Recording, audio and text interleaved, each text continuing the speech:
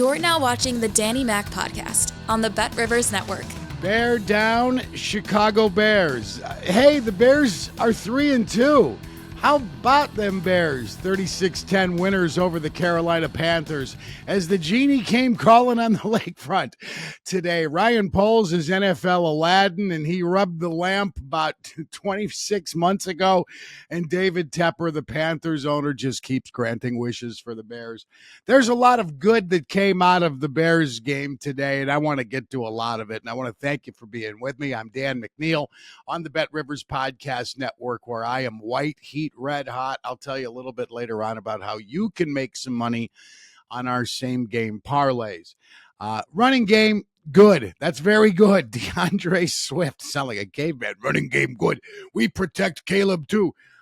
Good day for the Bears running game. The offensive line, that's not something often that's fixable in season. And it looked after 3 weeks like, but they're getting it together a little bit here. So now they had the Panthers, and you probably saw the graphic that went up in the red zone. 13 of 14 times the Panthers have given up touchdowns this year going in. Wow. And, I defended Bryce Young a little bit in this offseason. I said, they set him up to fail because people are just pounding away on the trade and saying the trade is already the Herschel Walker deal and the Bears are going to do this. Let's hold on. Let's win a division before you start talking about it being Herschel Walker level. But Bryce Young had nothing when he got to Charlotte. He was 21 years old when he got to his first camp. His coach didn't want him. They fired Frank Reich after a 1-10 start.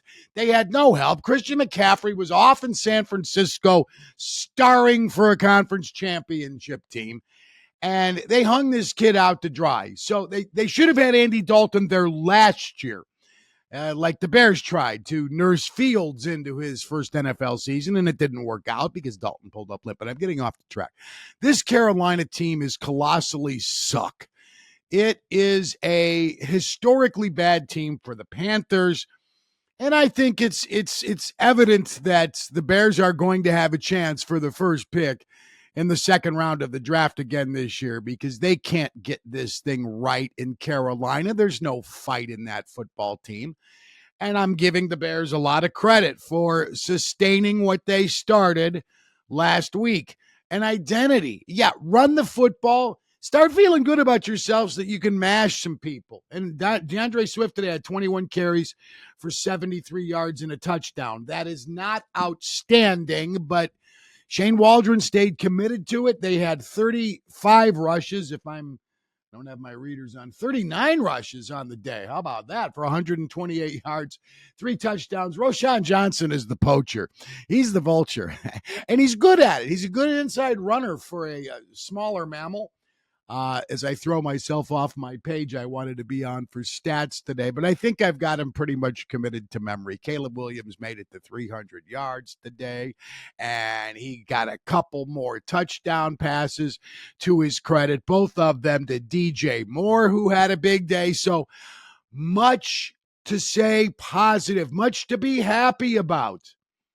However, if you're one of those who after ugly losses, and I'm not saying this was an ugly loss, it's 36-10. It's 36-10, and they probably were considering pulling Caleb Williams late. I was thinking they might want to consider pulling Caleb Williams out with 4.5 minutes left in the game. If you are a person who in a bad loss says, why can't, or an ugly win says, why can't you just be happy? These next few moments may not be for you.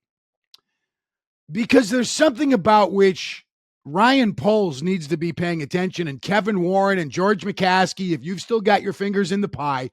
Matt Eberflus continues to have an enormous brain cramp every week. He is incapable of thinking on his feet. He's done a better job than I thought he was going to do after his start. Second half of last year, they regrouped a little bit. I like the way the defense is playing. They're taking the ball away. He's really developed that secondary. They got good players back there for him, and they're playing well together. The new linebackers now in year number 2 have been terrific. Edwards and Edmonds. I like it. I like Sweat. I like Billings. Give him a salad and a lap around the gym once in a while, and he'd be better. but it's a good group defensively. But Matt Eberflus cannot think on his feet. He's not capable in the heat of the moment of making the right decision, and he did it again today. The Bears are leading 30-7, and on the first play of the fourth quarter, Andy Dalton completes a pass to Deontay Johnson, who's bobbling the ball as he's going out of bounds. And he goes out of bounds at around the 42.5-yard line of the Bears. Now, they've got a 23-point lead, but there are 14 and a half minutes left. Now, almost the full fourth quarter to go, and he doesn't consider the challenge. You probably heard the Fox broadcasters, Kenny Albert and Jonathan Vilma, talking about maybe challenging that. They didn't challenge it. I thought it was worth at least having the conversation to challenge. Stupidly, Fox did not give us a shot, even on the replay of Eberflus, because they've always got a camera on the coach. They didn't know. I want to know if he was in conversation. And I wanted to wait until I heard what Matt had to say, but I really don't care, because it's at this point, what he says and what he does often are different things. And sometimes he gets off of the topic and talks about something. He talks himself into making another mistake. He did that with his mistake last week, this week on the radio, and I'll get to that in a second.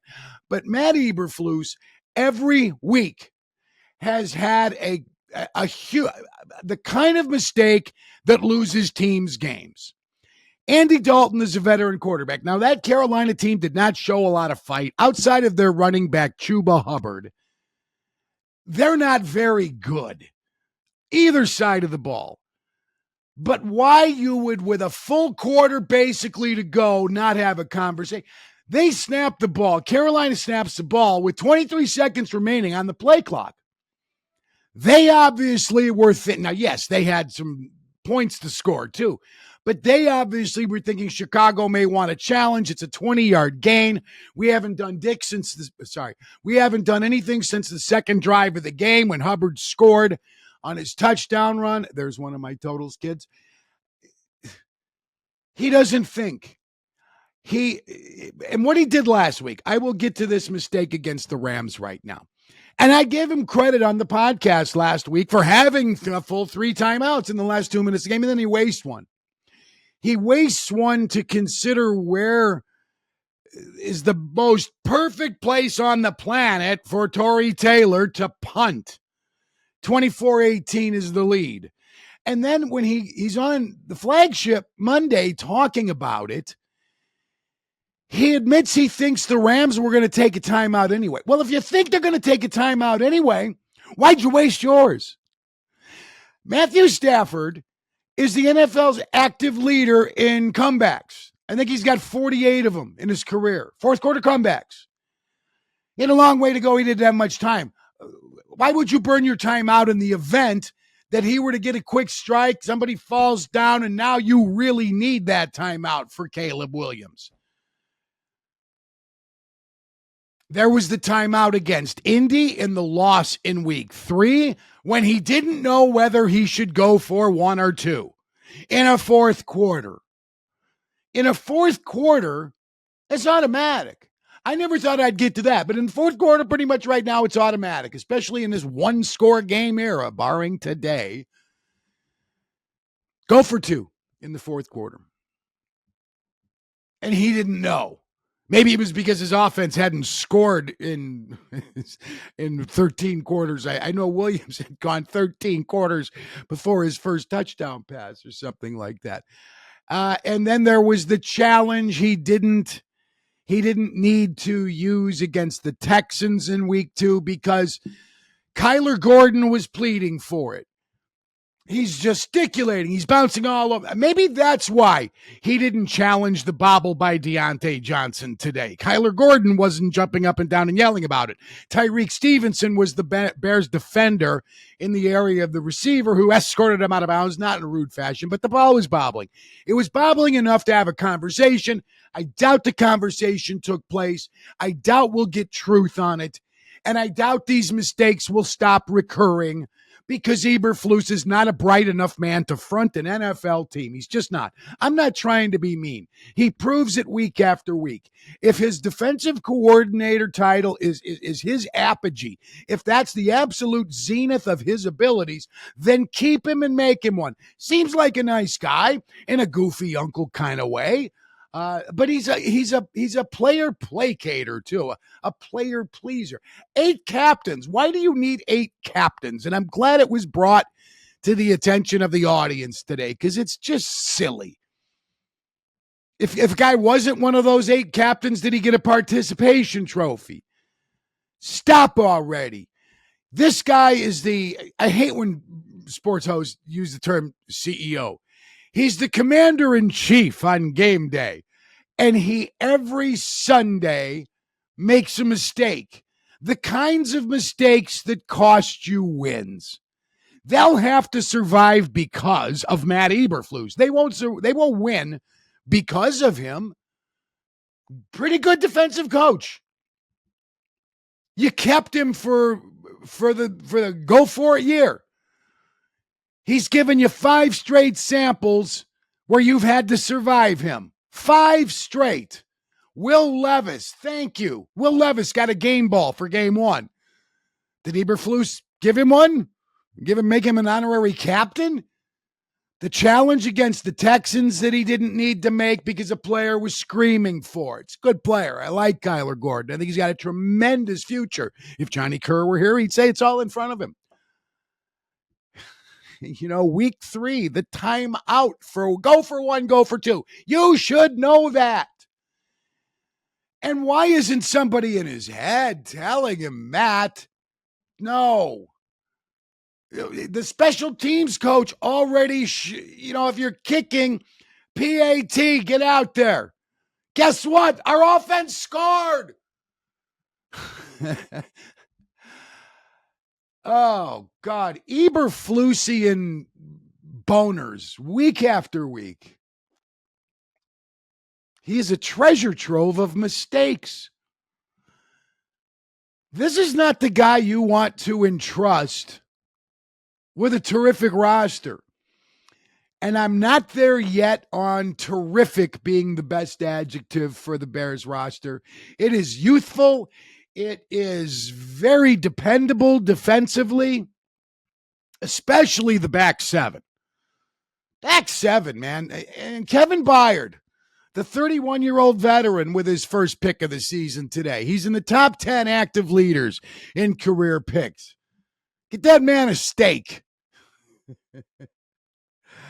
I was going to buy some steak yesterday to celebrate my win last week, and I'll tell you what I heard on the radio after I tell you why I was able to get as much steak as I wanted, because I play Bet Rivers same-game parlays, and last week I had winners on the Bears game, had DeAndre Swift's over rushing yards, and I also had Chuba Hubbard's over rushing yards. Because you can count on challenge teams offensively to do one thing, and that is muck it up and take it to 1965. We're going to run this play in the alley. You can make money wagering on college and pro football with same-game parlays at Bet Rivers. You can earn squares, and when you do, those squares can pay off in profit boosts and $10,000 jackpots. It's all kinds of way to prosper. Go get some red meat, get yourself in the action, and it'll post.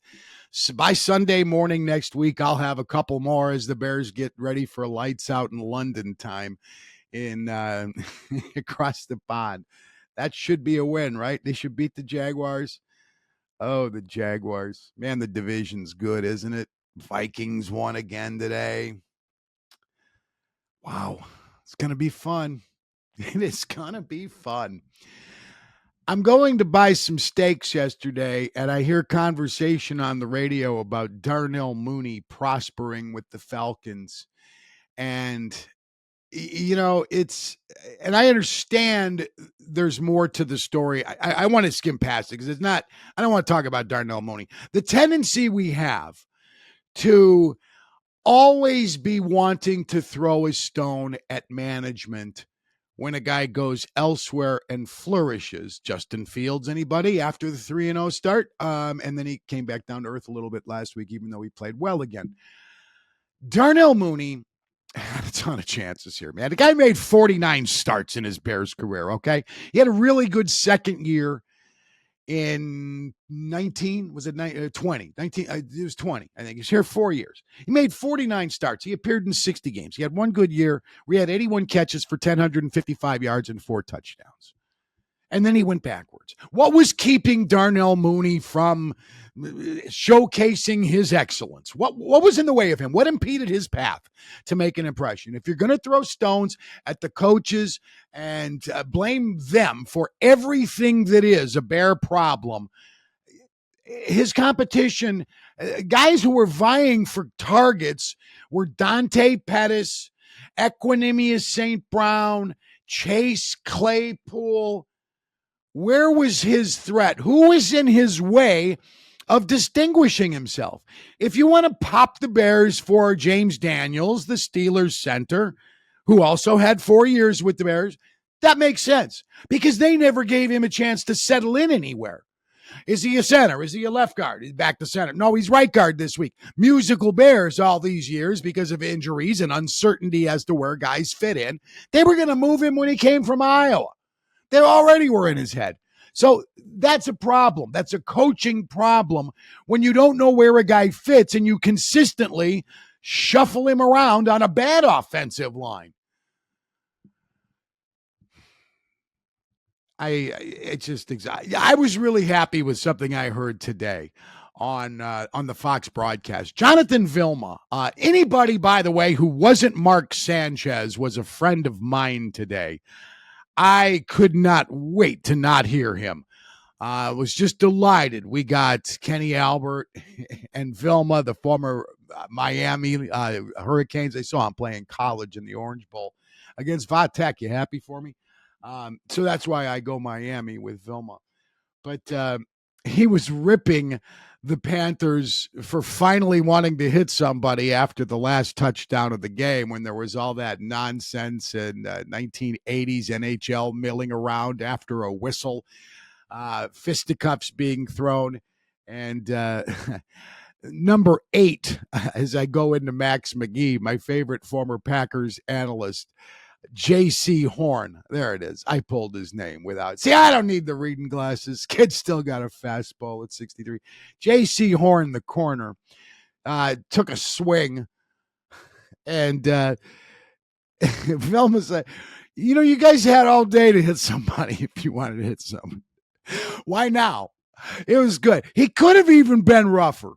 It could have even been, but it was a point well made, but I would have loved to have seen him put the knife in a little bit more and make it a little bit more mean-spirited because he's so right. The Panthers all of a sudden, oh my goodness, they had 30 points scored unanswered on them today.